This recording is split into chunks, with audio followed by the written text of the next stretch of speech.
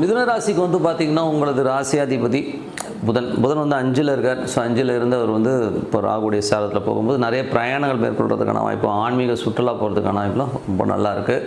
அதுக்கப்புறம் 2ஆம் அதிபதி உங்களுக்கு வந்து 7 இருக்கும். சுப நிகழ்ச்சிகள் சார்ந்த விஷயங்கள்லாம் நடக்கிறதுக்கான வாய்ப்புகள் நிறைய இருக்குது. அதே மாதிரி சொத்துக்கள் ஏதாச்சும் வாங்கலாமாங்கிற எண்ணங்களையும் நிறைய கொடுத்துரும். பழைய சொத்தை விற்றுட்டு புதிய சொத்து வாங்கலாமா அந்த மாதிரி சூழ்நிலையில் கொடுக்கறதுக்கான வாய்ப்பும் நிறைய இருக்குங்க.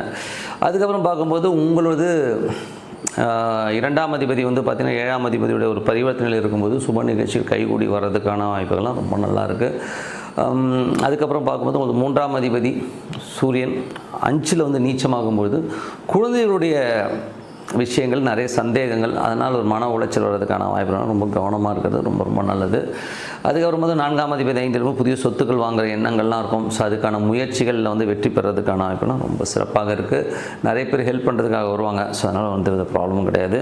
அதுக்கப்புறம் உங்களுக்கு 5ஆம் அதிபதி வந்து 4ல் இருக்கும் வந்து குழந்தைகளுக்காக நிறைய செலவு பண்ணுறமான விஷயங்கள், சின்ன சின்ன மன உளைச்சல் கொடுக்கறதுக்கான வாய்ப்புலாம் கொஞ்சம் கவனமாக ஹேண்டில் பண்ணுறது ரொம்ப ரொம்ப நல்லது. 6ஆம் அதிபதியான செவ்வாய் 6ஆம் அதிபதி செவ்வாய் வந்து 5ல் இருக்கும். கடன்கள் அடைபடுவதற்கான வாய்ப்புகள் நிறைய இருக்குது. சில பேருக்கு வந்து பார்த்திங்கன்னா கொஞ்சம் லோன்ஸ் இருந்தாலும் அது வந்து அடைச்சிட்டு கொஞ்சம் ஃப்ரீ பண்ணிக்கிறதுக்கான வாய்ப்புகள், அதுக்கான சந்தர்ப்பங்கள், அதுக்கான பணங்கள் வரதுக்கான வாய்ப்பு ரொம்ப சுபமாக இருக்குது. அதே நேரத்தில் வந்து வேலையில் வந்து வேலை பலுக்கள் அதிகமாக இருக்கும். கொஞ்சம் வந்து என்னடா அது கொஞ்சம் ரொம்ப ஓவராக வேலை வாங்குறாங்கிற மாதிரி ஃபீலிங் கண்டிப்பாக கொடுக்குங்க. 7ஆம் அதிபதியான குரு இப்போது வந்து உங்களுக்கு 2ல் உச்சமாக இருக்கும்போது கணவன் மனைவிக்கு பேச்சில் வந்து கொஞ்சம் இடவிடமாக பேசிக்கிறதுக்கான வாய்ப்புகள் நிறைய இருக்குது.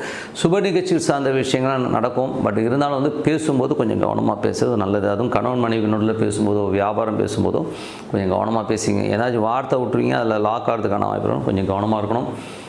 அதுக்கப்புறம் பார்க்கும்போது உங்களுக்கு 8ஆம் அதிபதி 8, 9ஆம் அதிபதியான சனி 10ல் இருக்கும்போது தொழில் ரீதியான விஷயங்களை கொஞ்சம் கவனம் தேவை. எதாக இருந்தாலும் ஒரு பெரிய கால்குலேஷன் போட்டு இப்படி நடந்துடும், அப்படி வந்துடும், அப்படி வந்தால் இப்படி மாற்றிக்கலான்ற லெவலெல்லாம் கணக்கு போடுவீங்க. ஸோ அதெல்லாம் தூக்கி போட்டு ப்ராக்டிக்கலாக எது நடக்கும் நடக்காதுங்கிறத வந்து திங்க் பண்ணி பண்ணுறது ரொம்ப ரொம்ப நல்லது.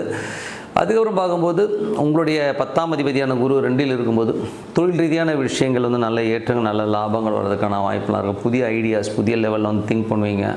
ஸோ அதெல்லாமே ரொம்ப சிறப்பு தாங்க.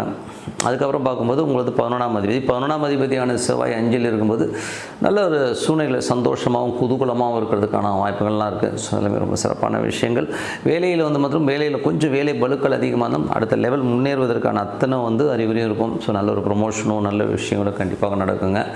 ஸோ மற்றபடி என்னங்க இப்போ இதுவரை பொது